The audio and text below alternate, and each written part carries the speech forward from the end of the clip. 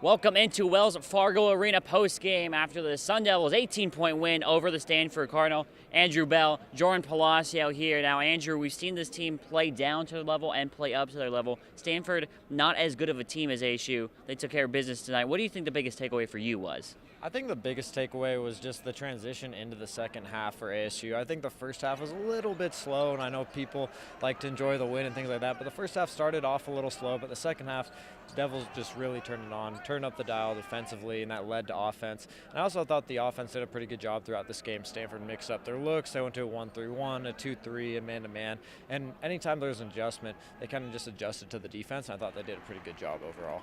Yeah, and they absolutely did, and we saw a few good shooting performances tonight as well from the Sun Devils. Which player or players do you think really stood out?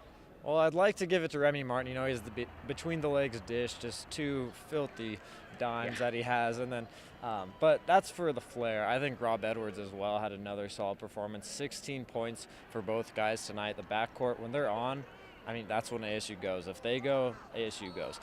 The backcourt, it really starts with them, and they got it going tonight. Tayshaun Cherry had a couple threes before he got ejected because of a couple flagrant fouls, but the backcourt itself just really drove the offense tonight. And I also thought it was kind of impressive considering that the Devils had some foul troubles. Island Cheatham had early fouls. Other guys had foul trouble throughout this game, and the guards were really able to push them through.